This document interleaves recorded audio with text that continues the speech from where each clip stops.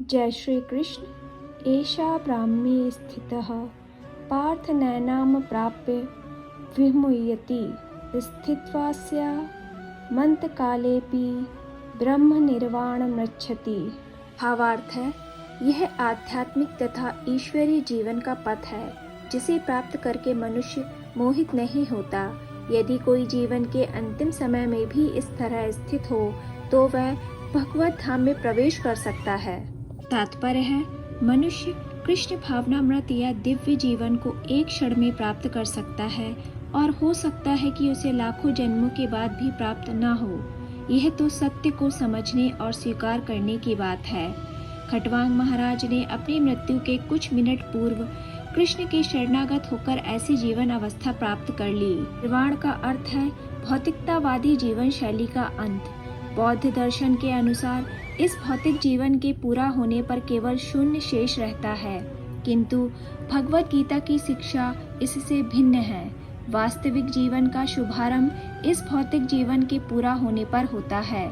स्थूल भौतिकतावादी के लिए यह जानना पर्याप्त होगा कि इस भौतिक जीवन का अंत निश्चित है, किंतु आध्यात्मिक दृष्टि से उन्नत व्यक्तियों के लिए इस जीवन के बाद अन्य जीवन प्रारंभ होता है। इस जीवन का अंत होने के पूर्व यदि कोई कृष्ण भावना भावित हो जाए तो उसे तुरंत ब्रह्म निवाण अवस्था प्राप्त हो जाती है।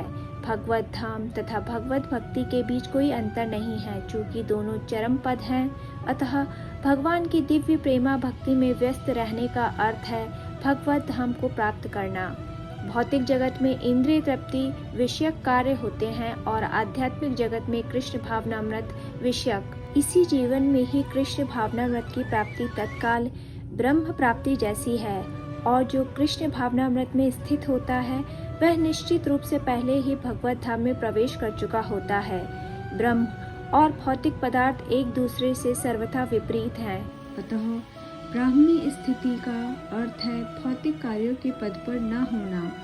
भगवत गीता में भगवत भक्ति को मुक्त अवस्था माना गया है।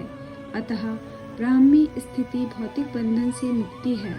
श्रील भक्ति विनोद ठाकुर ने भगवत गीता के इस द्वितीय अध्याय को संपूर्ण ग्रंथ के प्रतिपाद विषय के रूप में संक्षिप्त किया है।